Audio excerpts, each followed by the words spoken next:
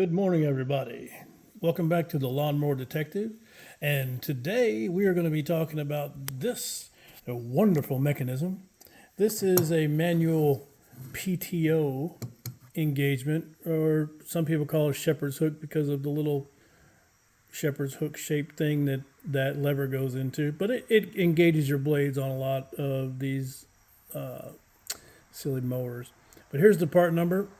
25-1343, and I just recently had to replace this whole mechanism on a customer's mower because this spring right here, right, as you can see right there, the last little leg of it right there broke off. So essentially what was missing was a straight piece like this in order to catch right there.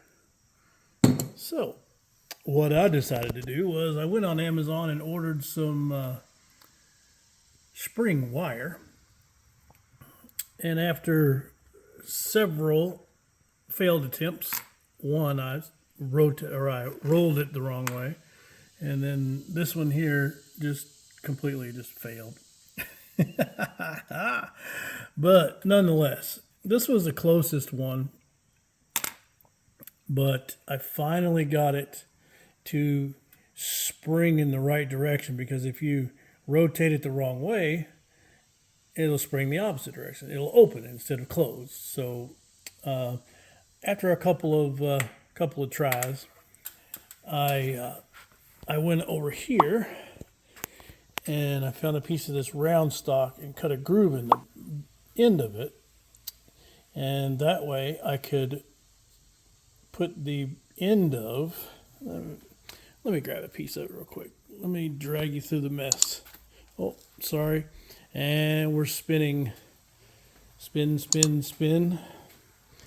So basically I got a piece of this spring stock, the spring wire. I'll cut out some of this, I hope. But anyway, you put this in the groove and then you can start rolling it. You can, in the direction that you need to go. You can leave these a little longer so you can cut them off when you're done. So I went around there 3 times. Round and round and round we go. And so I basically ended up, after I got it wound the right way, I just held it right next to this and used my lineman's pliers and bent it exactly like that. So, well, not exactly like that, but you can see how it's kind of similar. All right. This spring stock here is just a little bit heftier than what I ordered, but nonetheless, this is actually doing its job. It pulls that back down against the safety switch, which goes in, hang on. It pulls this back down against that safety switch, which is in here. Because without the spring, that safety switch has enough spring inside of it that actually pushes this up just a tad, and it won't let the mower start. Now you can go through this rigmarole, or you can find another way of doing it. I don't recommend anybody bypass any of the safety switches when you can do this. It's not the greatest, but it works. As you can see, there's a weld here from my previous attempt to weld this back on, but even after 5 cycles of lifting it up and down, the heat got to the spring and it kept cracking right there. So just breaking right off. But nonetheless, you can make your own springs. Trial and error and some spring stock. It's not that hard. You just got to wrap your brain around it. So like I said, it does exactly what it's intended to do now. Because I could not find this mechanism anywhere. I certainly couldn't find that spring anywhere by itself. So I had to scour the internet and Scamazon, and finally found one on Fleabay, as Terrell says, and the whole thing cost me $50. Which, in the big scheme of things, you pass that cost on to your customer, which I didn't want to do. I would have rather just charged him $10 to make a spring and be done with it. So if you've got other applications in your lawnmower endeavors or your travels, if you find a spring that needs to be recreated, just do it yourself. Just use your brain and take some pictures and experiment. Figure it out for yourself. Oh, here's another.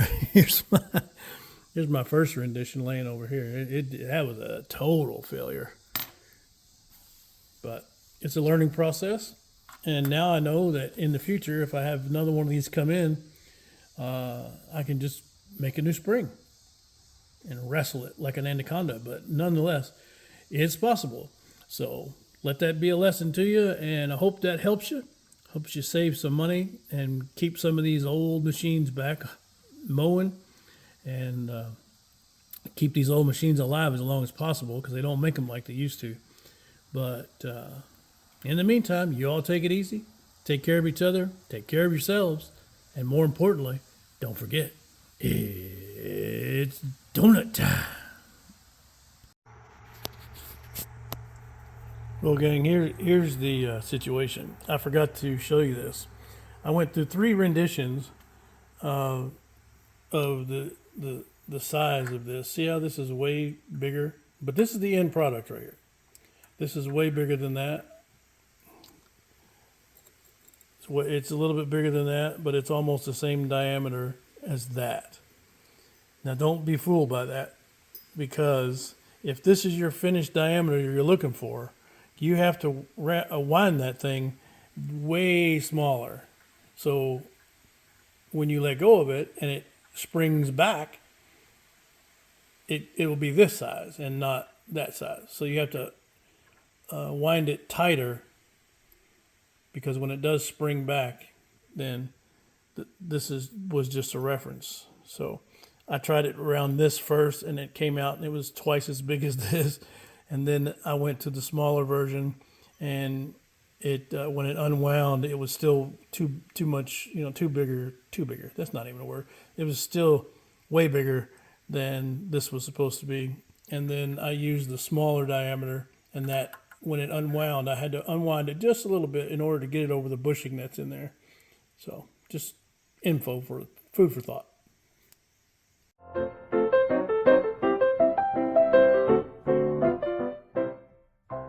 It has been a pleasure having you all here.